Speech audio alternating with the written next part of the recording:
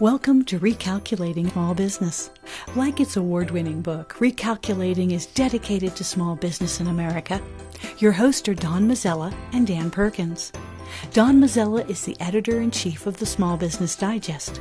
Dan Perkins is a registered investment advisor with 43 years' experience in managing money. Dan Perkins here, your co-host, along with Don Mazzella of Recalculating for Small Business. Our radio program is dedicated to you, helping the small business owners increase their profits. We draw our name from Recalculating, voted the best small business book of 2017 by the Independent Press. In this book, it features ways to grow your small business. Now, here's Don Mazzella. You know, Dan, Americans crave candies. I only wish I could have indulged in myself, but I'm a diabetic, and it's impossible. But at the Fancy Food Show this July, one of the best gourmet candy and chocolate makers was Jason McCrea.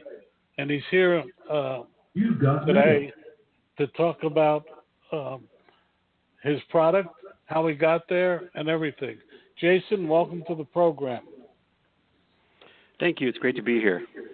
Well, first, tell us the name of your company, your website, and my first question is, how did you get into this business? Oh, sure. So the name of the company is McCrea's Candies, and the website is McCreasCandies.com. I guess how I started. Sure. Yes. So it's spelled MCCREAS, Candies.com. Well, that's great. And it started really just, I was trained in biology and chemistry, and I did that for a long time, and then I gradually went to statistics and database design for a big multinational company, which got bought and moved out of Boston. I didn't want to leave. So that kind of left me with an opportunity to think about what I wanted to do with myself. I'm a candy fiend. I love candy. And I started messing around in my kitchen. Really, that's kind of how it started, just with a recipe that I tweaked, played around with. I thought it was better than anything I could buy. And then I started giving it to my kids' teachers. So that's kind of how it began. Really just as a crazy idea, and then I couldn't make it fast enough, so I started charging more and more to try and control demand a little bit, and then I thought maybe I should write a business plan, which I did, and did a cash flow projection to see kind of what the mechanics would look like if this was to be something I would actually do. And that's kind of how it started about 7 years ago. Well, in 7 years, do you have a retail operation, or are you all on the internet? So in that 7 years, we've really embraced manufacturing. So we do our own manufacturing. So we do have a small retail location kind of tied to the factory, if you will. And then we also have a website, which we support through our manufacturing. And then we basically sell to other candy makers or gift stores or gift basket companies all over the country. Dan, I know you're really interested in this subject. Absolutely.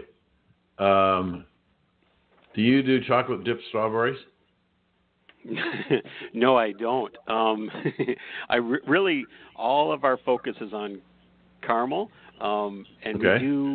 we do just 15 or so flavors of caramel. It's all kind of the base recipe, and then we tweak the flavors a little bit. So we don't actually play in chocolate too much, although we play just for our own fun and for our own, crazy ideas we might have, but not on a big scale, no. Yeah. When I started in the brokerage business 40-some years ago, one of my first company was a little chocolate tour up on North High Street in Columbus, Ohio, and he was famous for his hand-dipped chocolate strawberries. And they were unbelievable. And I had to make up excuses to go to his store so I could get chocolate-covered strawberries and buy them for the whole family. So you're working in a very specific segment of the candy market. Now, here's the Yes. question. Is it caramel or caramel? Well, it sort of depends. So if you want to say caramel, it sounds a little more, it's got a little more cachet to it. But if Right. I'm just talking quickly, or I've been talking all day, I'll just say caramel. Okay. That's the truth. There's a place out in California in Pebble Beach where it's Carmel, and some people say it's caramel, and other people say it's caramel. And the people who live there are offended when you call it caramel because it's Carmel, because it needs to be a little more sophisticated. So, what were the? So you were trying to bribe your children's teachers, and you had to keep raising the price, so you bribed them even more. Was that the deal? No. I was making teacher gifts at Christmas time in it must have been Christmas 2009 actually. Before this was really still in my kitchen, and then I couldn't make it fast enough, so all the kids' teachers were buying them as gifts and giving them to each other and to their friends. So then I started to raise the price a little bit to control demand. So really it was, and my kids were going to 3 different schools. So I had 3 kids, they were each at different schools. So I ended up that first, between Thanksgiving and Christmas in 2009, I just made tons of caramel in my house, and then I would package all up, and I would individually cut them and wrap them by hand. And then so after that season, that's kind of when I started thinking, well, like maybe there's something here. Maybe this is something interesting, and I love doing it. It was a blast. That's kind of how it started. So when you were working in your kitchen, and you decided that the demand was so high you were going to raise the price because you wanted to see if you could dampen the demand, what happened? Yeah, so that's just classic economics. Basically, you find out the price that makes the manufacturer happy, and it makes the customer happy, and then you kind of get that balance, and that's sort of where you can settle on the demand that I can handle by myself, and the people are still happy with the product that they get, that they still perceive value. Because you can't just charge anything. You have to be able to give them a product that's high quality that goes with the price that I was charging. So when you raised the price because you were trying to slow demand, did it? Mm-hmm. It did, yes. It did a little bit. Because in the very beginning, I didn't charge hardly anything. And then it was just, then it was crazy. But then I started to have a more reasonable, like, okay, let's actually look at this as like an economic problem. And at that time, I didn't think I would go beyond Christmas. I was just kind of messing around, still having fun, which it was. It was really fun. And then in January, when I looked at sort of what was happening and what my other opportunities were, I started thinking, well, let's write a business plan and see what it looks like. Let's see who the competition is. Let's see what I can do to make myself different from the competition. What kind of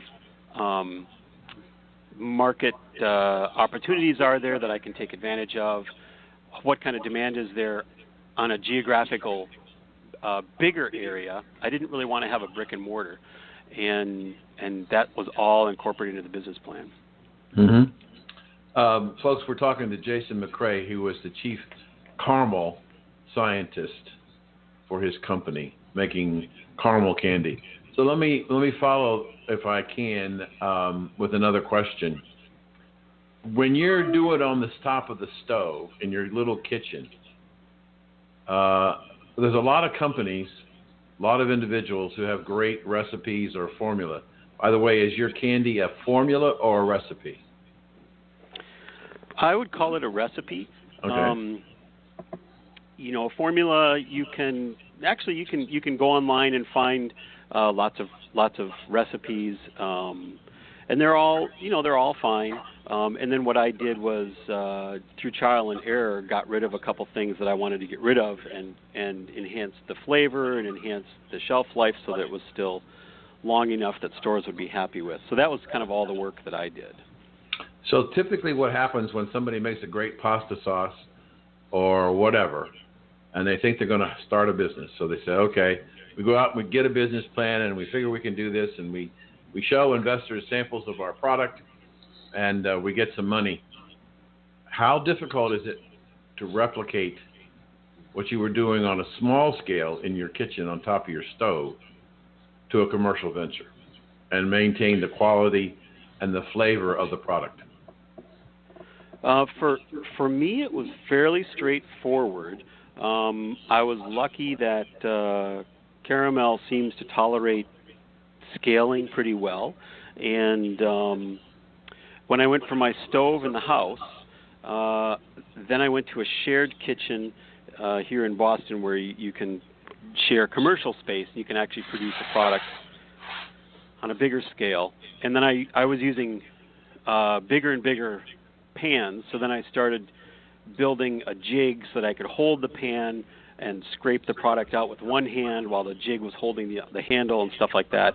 And then I went to a larger electric kettle that had an automatic mixing mechanism so that I could make even bigger batches. And those were still about 15 pounds. But the process stayed the same. So it was still a slow cook process, basically under overheat over about 80 minutes. And that stayed the same. So that's really, even though the scale has increased, the process is really the same. So what is the batch size today? Today the batch size is about 55 pounds per batch. And how many batches? How many batches do you do a day? We can do probably 10 or 12 batches in a day. And are you getting there? That's a long shift. Yeah, we do. We did that last fall. That's a long shift, but it can be done, and it was fine. We talked about it. We realized that we crossed over the 10 batch threshold and went to 12, and wow, that was okay. We can do that, and so.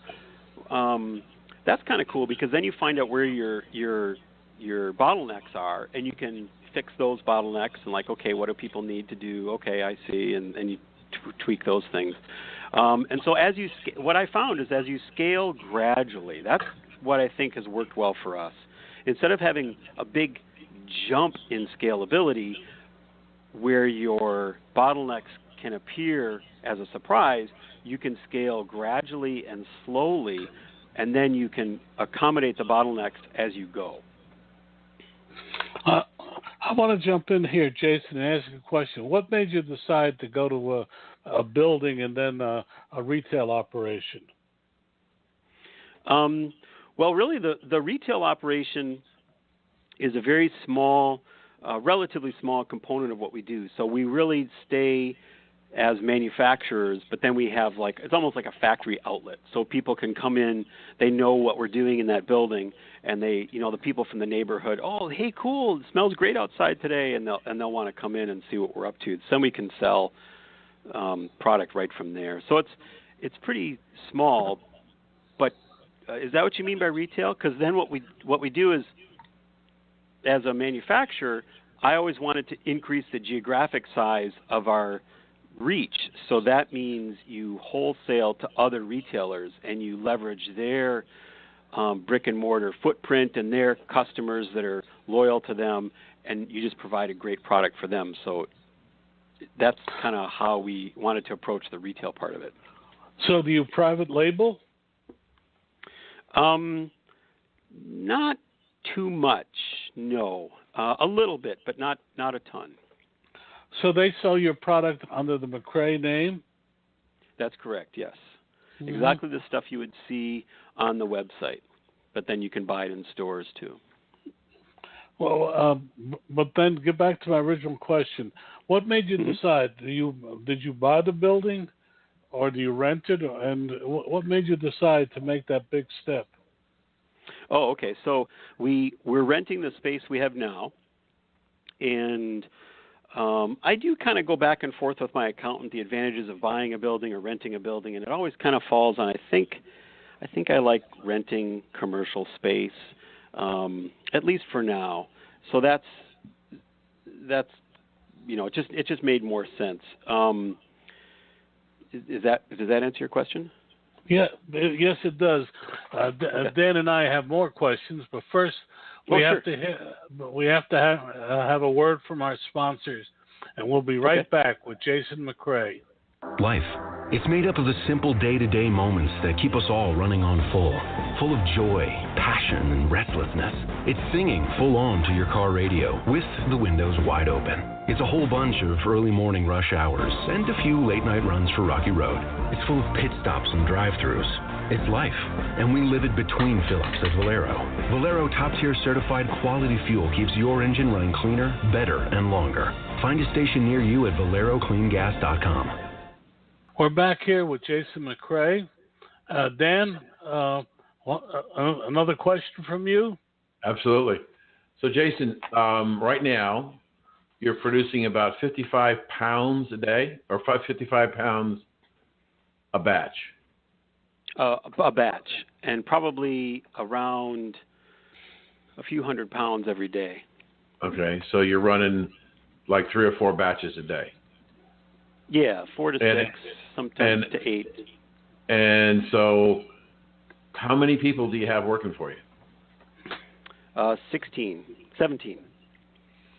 And how many of those are involved in actual producing the caramel?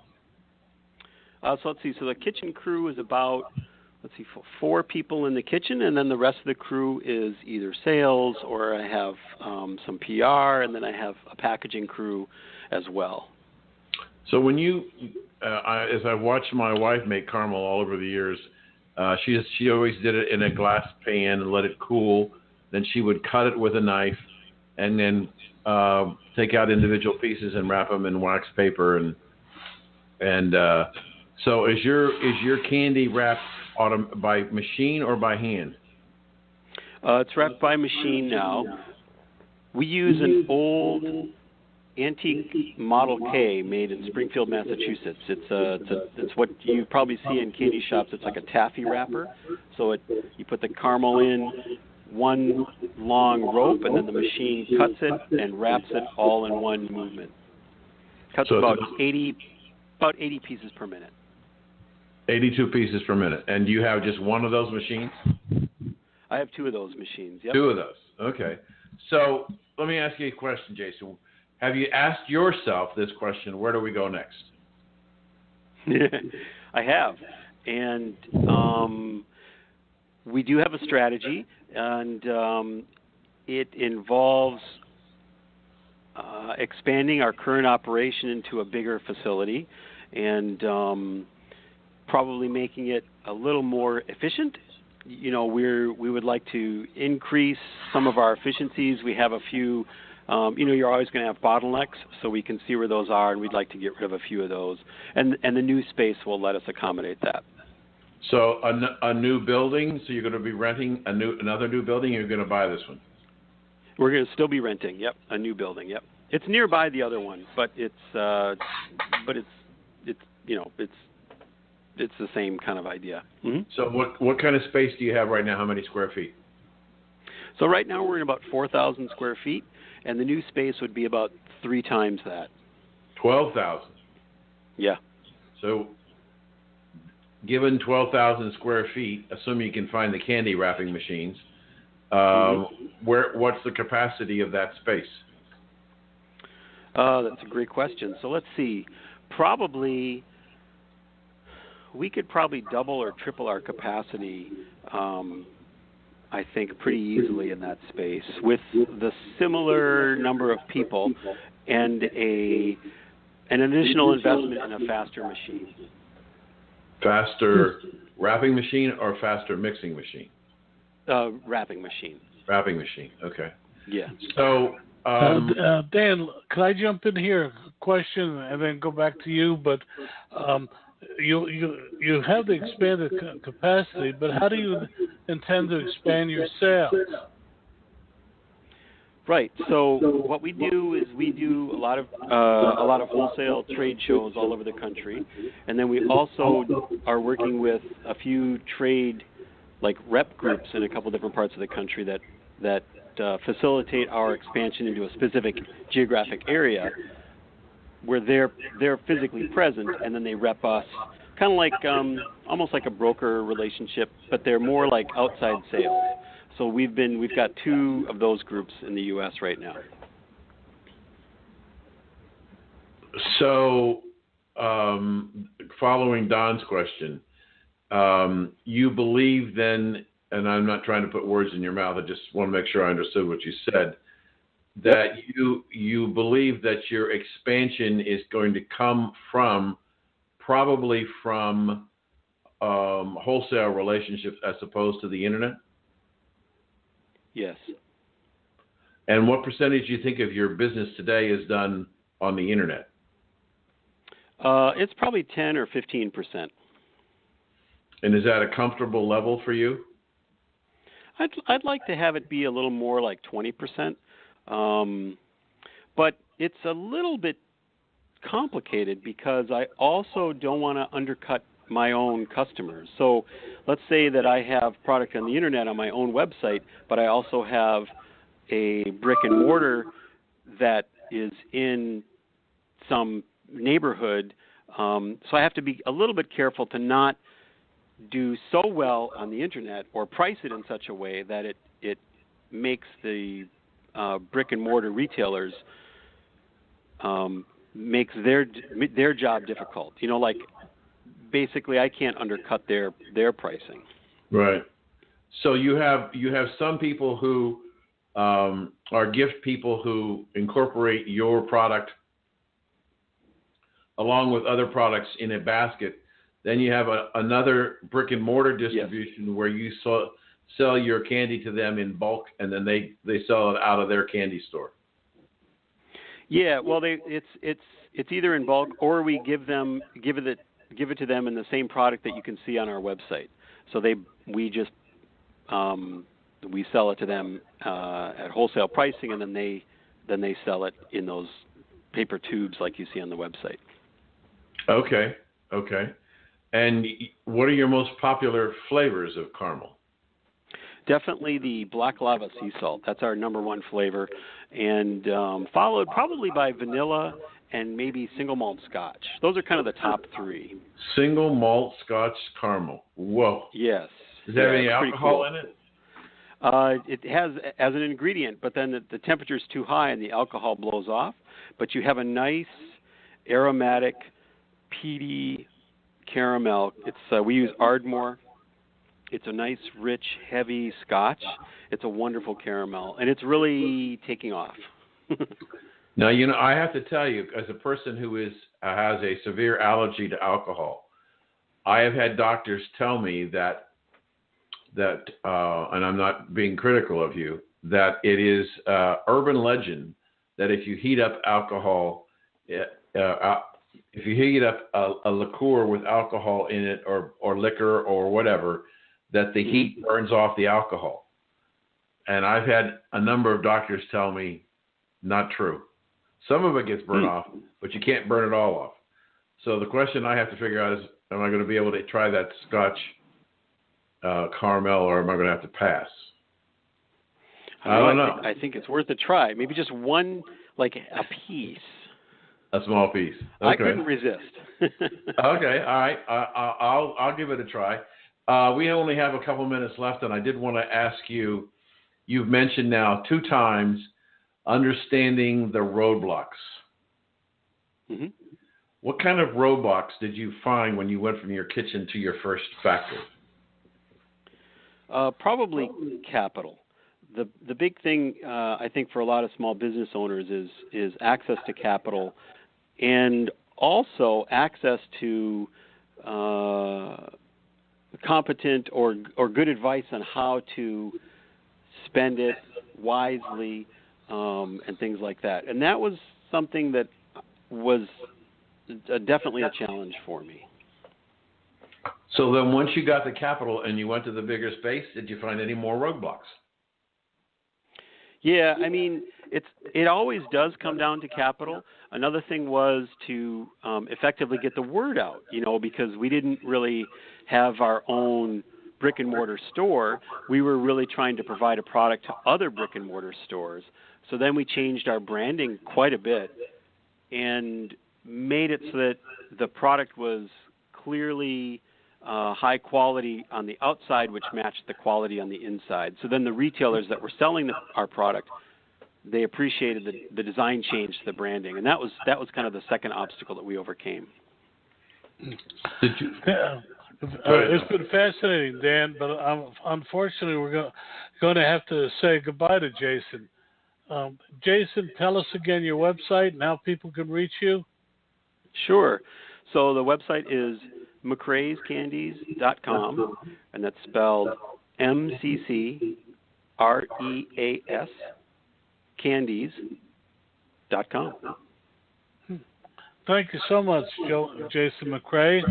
I know Dan's been fascinated by your caramel, and I know my wife enjoyed it. So, we hope to have you on the program again. Thank you so much for being with us. Thank you, My Jason. pleasure. I appreciate it. Thanks, you guys. Before you hear this, or this, or even this, before you turn a key, step on the gas and let it rip, before you get up and out and on the road, you have to be fueled by something. Make sure that something is Valero. Valero top-tier certified quality fuel keeps your engine running cleaner, better, and longer. Find a station near you at valerocleangas.com. Dan Perkins here from Recalculating.biz with your small business tip of the day. Small business funding is easier these days thanks to a new breed of lender called fintech lenders. These internet-based lenders cut the time between applying for funds and getting the funds to just hours instead of months. They also make it easier to repay your loans, but their costs might be a little higher for their service. The next time you need dollars for your small business, try them. You might like the change. I'm Dan Perkins for Recalculating.biz and your small business tip of the day. Our next guest, Dan, is someone I've known a long time and really appreciated. He was at Time Life. He was at Bloomberg. Then he took a career zig and is now doing something fairly different. PJ Boatright is our next guest, and is here for two things: to tell about what he's doing and why he did it, and how it is to be on a new career at an older age. PJ, welcome to the program. Thank you very much, Don. It's great to be here. Well, first, tell us a little bit about your background and what you're doing now. Well, sure. So I started out my career as a writer for Golf Magazine. I was always a golfer. I played a little bit of college golf and came from a golfing family and was sports editor of my college daily newspaper at the University of Virginia. So that was sort of a natural. Didn't have any other good ideas when I graduated college. And after about 2.5 years of that, though, it seemed to me that if I wanted to rise up in the publishing industry, I would probably have to go into sales. Most of the publishers in the industry at the time had been in ad sales. So I made an effort to make a move from editorial to ad sales and was successful at it. I spent most of my working life in the media on the business side, most of it with Fortune magazine at Time Inc., as you observed, and that's where you and I met about 15 years ago or so. Correct. And now you went on to Bloomberg, and then you made a change. What are you doing now, and why, and how is it working out? Well, so I got to be, I finished my career in the events side of the business. I was head of sponsorship sales for Fortune magazine's conferences, which are really wonderful conferences. But the media industry as a whole, and the magazine business in particular, as you probably know, has really fallen on hard times since the internet came on the scene about 15, 20 years ago or so. And so I took early retirement from Fortune in 2012. An old Fortune colleague who had been in the Fortune's conference business, had led Fortune's conference business, was over at Bloomberg, and he offered an opportunity to me that sounded appealing. So I went to Bloomberg for about a year. And then an opportunity at the New York Times arose, and I went over there to serve in their conference business. But it just became clear to me that at age 59, the runway for me was rapidly coming to an end in an industry that was shrinking. And if I wanted to keep being productive and useful, I needed to find something else to do. In addition to which, I was very tired of being on Metro North trains every day for about 3.5 hours a day and traveling about 50% of the time. So I worked with my college alumni association. I went to the University of Virginia, and they have a service for members of the alumni association, a career transition service. I contacted them, and they paired me up with a counselor. We had phone conversations about once a month for about 6 months. She put me through a few standardized tests, and the whole point was try to identify areas where I would probably be successful, would probably enjoy the work, and wouldn't need another 6 years of school at the age of at the age of 60. And financial services came up very high on the list. So I started to study accounting. I enrolled in the Western Governors University's BS accounting program, and I started studying to be a chartered financial consultant and chartered life underwriter. So these were two parallel educational paths I was taking, and in the meantime I was talking to people in both industries and trying to discern where I might be the happiest, and ultimately I decided that financial advisory work was what I wanted to do. So I chose Edward Jones. I've interviewed with and researched quite a number of firms in this industry, and I chose Edward Jones, and I have been with Edward Jones since November of 2015, and I couldn't be happier with that choice. Dan, it's all yours. This is one guest I thought you'd really enjoy talking with. Well, PJ, I'm a registered investment advisor in my own practice, not affiliated with any firm, and I've been in business 43 years. I've seen a lot of good markets and a lot of bad markets. When you were studying, did you consider the idea of creating your own independent company? Briefly, it just appeared to me that, especially at my stage with really not much experience, to have the power of a firm like Edward Jones and its support, its analysts, and all this back office support behind me was really a better idea. And it's to me that's proven to be true. I can't say enough about the support that this firm provides for its advisors in the field. So how long is your commute now? 7 minutes. 15 by bicycle. Mine's even shorter. It's out of the bedroom into my office. Well, I've had that experience before too, and I agree. That's a wonderful thing. Yes. Where are you located? Pardon me? Where are you located? I'm located on Sanibel Island, Florida, out in the Gulf of Mexico. Little tiny island. Wonderful.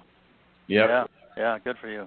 Yeah, so it's we had 18 inches of rain over the last 3.5 days, but it sun's out again, so maybe it'll start drying up.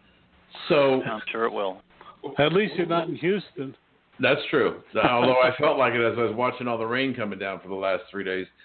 So going with Edward Jones, you chose Edward Jones as to a major wirehouse because? Well, there were a number of reasons. I do like the distribution model at Edward Jones. Every advisor, for the most part, at Jones gets his own office, ultimately with his name on the door.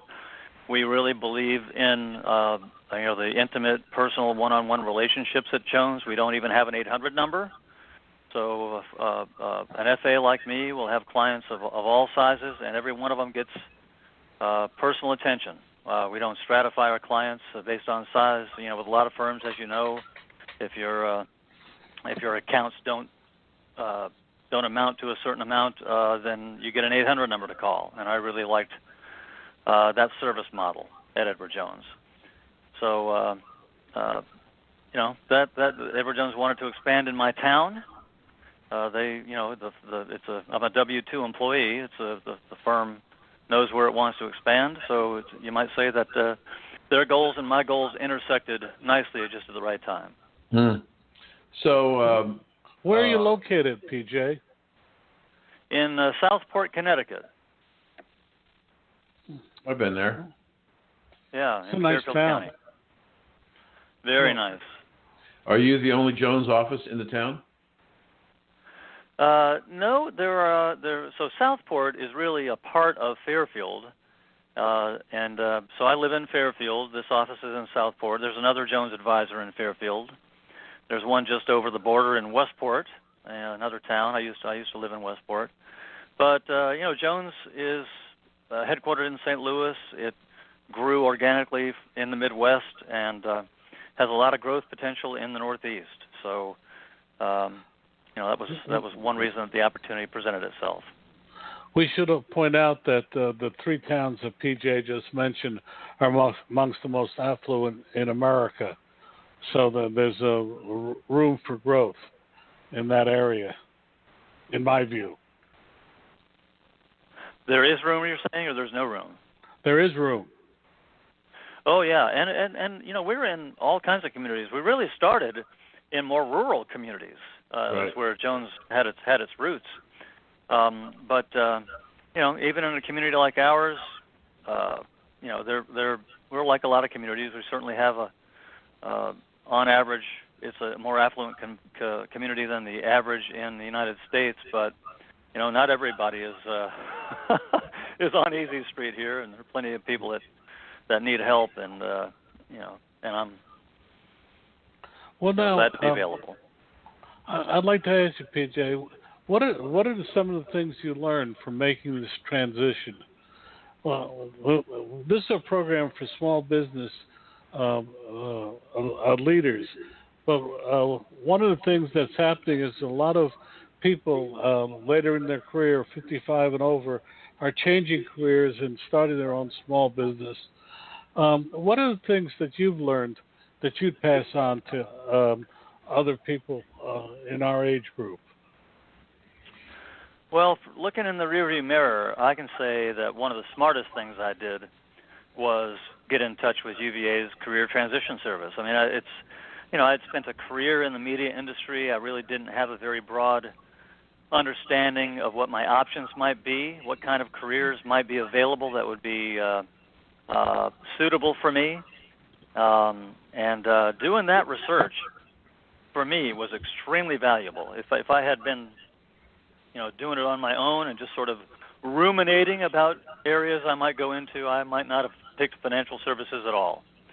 So I think really getting to know yourself in a research-oriented way, not necessarily, it's great to have anecdotal guidance and talk to people, but I took the strong preference test, for example, which was very helpful. And having the help of a professional counselor, somebody who's trained to help people identify career transition options, that was very helpful too. So I think anybody, I didn't realize that my alma mater had this service. I'll bet you mine is not the only one. I'll bet you your listeners, if they were to get in touch with their colleges where they went to school and inquired about such a thing, they'd probably find that a lot of them have access to something similar. And was EDA just for the University of Virginia, or is it a separate organization? Is what just for UVA? You said it's EDA, educational. Oh, I said UVA is probably what sorry. I said. But one of the tests that I took was the strong preference test, which I found to be extremely helpful. And you have to take it, apparently. You can't get it yourself on the Internet. You have to take it through an approved provider, and that's where an organization like an alumni association or a guidance counselor at a college, they usually are the professional organizations that have access to that study, to that test. Back to you, Dan. But how much time do we have before our first break? You got 4 minutes. 4 minutes? Mm-hmm. Okay, PJ. Let me let's move to something more specific. What are you telling your customers today about the markets, interest rates, and what's going on globally? Well, our advice is always tailored to the individual, and I rely on the analysts that we have in St. Louis. We have equity analysts, mutual fund analysts, economic analysts, bond analysts. So they serve up about 700 stocks that we follow and that we like a lot. We have high confidence in, and we have opinions written on those. We also have about 250 mutual funds that we really like a lot, and as you know, those are all sold by prospectus, so I can't really talk about any individual ones of those. Mm-hmm. In terms of the economy, a lot of people I find are concerned about the length of the stock market run, but we get a lot of research from the Home Office as well as some of our partners, and one thing that seems to be pretty clear is that this recovery, although a long one, is also a shallow one. In other words, it's been very gradual. If you look at the slope of the line of recovery, it's actually a gentler slope than most of the other ones that have taken place over our nation's history. So we don't think it's terribly overpriced. There's still room. There's still good buys in the equity market. And we think employment's strong, so we're still pretty bullish on the economy, and largely we're a firm that believes in owning quality investments and having them properly diversified and reallocating as necessary and having a long-term plan. So we're not about doing a lot of trading and trying to chase returns. We're about having a good quality plan and sticking to it. Sounds like you, Dan. Yes. I have a similar philosophy that served me well for 43 years. I'm not trying to hit home runs. I'm trying to try and match the averages with a lower degree of volatility and risk. But that's a subject for another time. So do you think that the reaction that we're seeing in the market, some people call it the Trump rally, do you think it's a Trump rally because we've had a fundamental shift in the direction of the country where people are more interested in taking risk and investing, whether it's small businesses or buying stocks of large corporations? Is there been a fundamental shift since Mr. Trump came into office? Oh boy, that's a deep question that I prefer to leave to our analysts about. That's one that will be debated. You'll find people on both sides of that thinking this is a short-term thing or a fundamental shift. I couldn't tell you. It's the same as with the television programs today. It seems like I came from the news media, so I remember a day when professional journalists were really valued for their ability to synthesize news. But today you don't seem to be getting much of that. You get a moderator with one person who is taking a one point of view and one person who's taken an opposite point of view. You get an argument, but you don't get any synthesis. I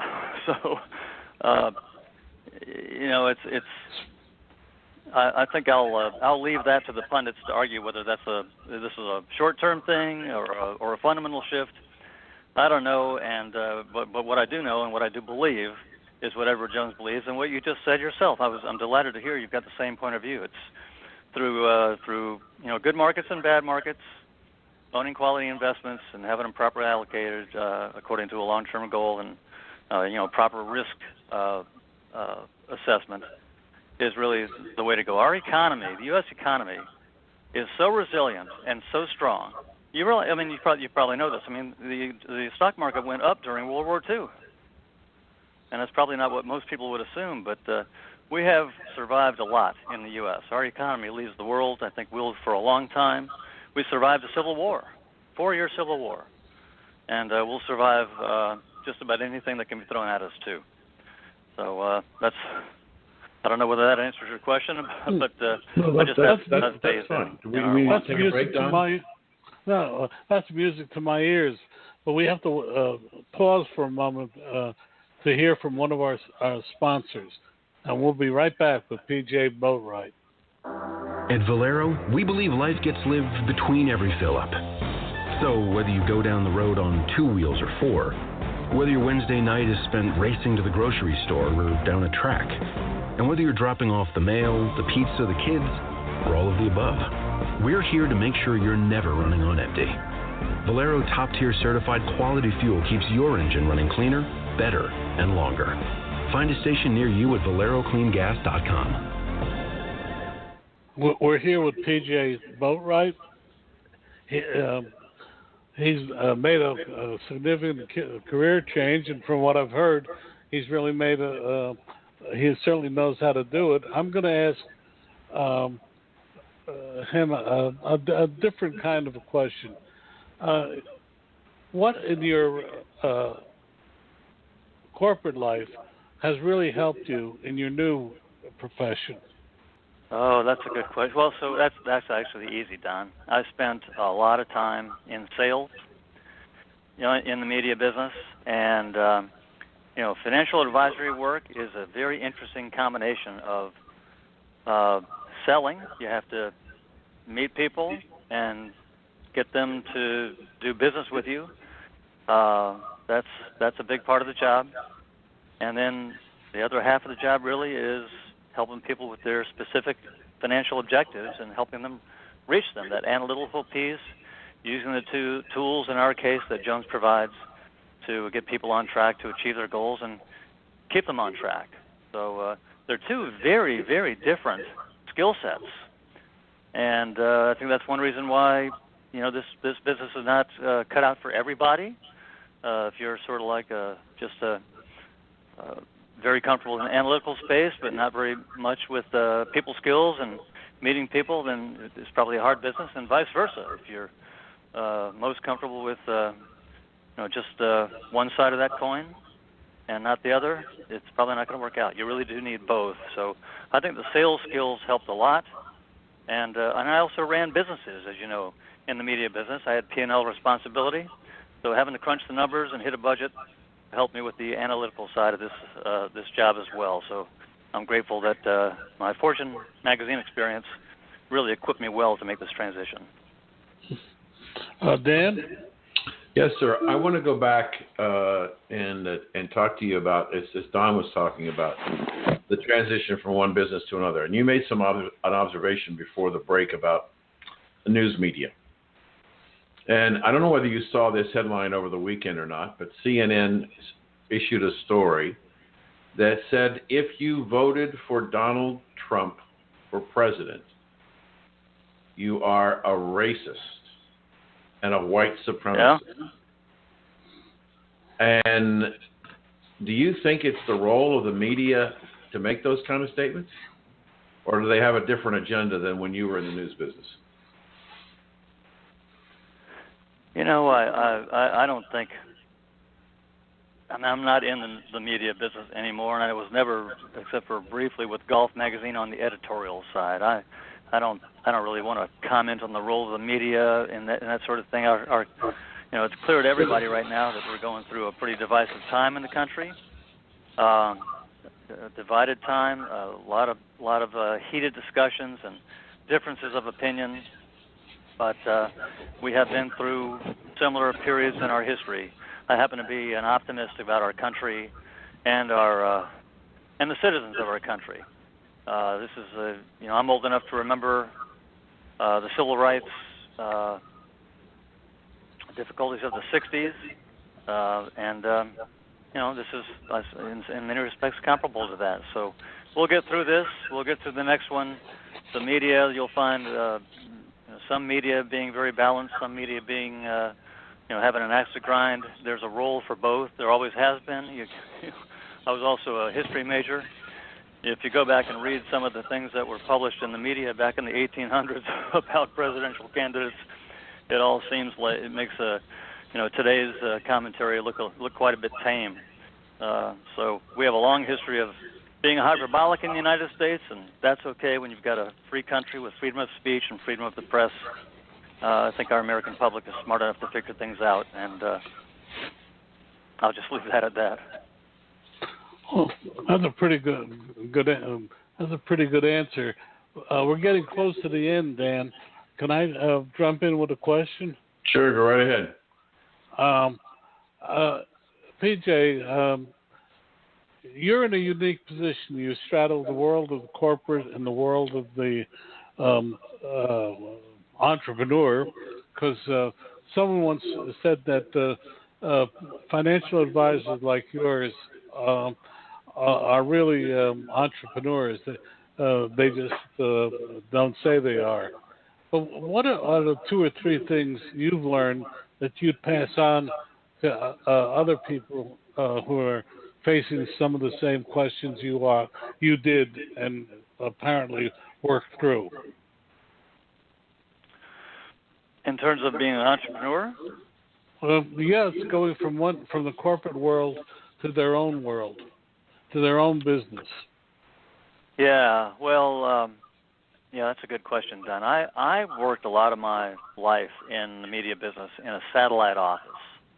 So I spent a lot of time isolated, working alone in an office in Philadelphia. In Dallas, I was all alone. I only had an assistant, no other colleagues.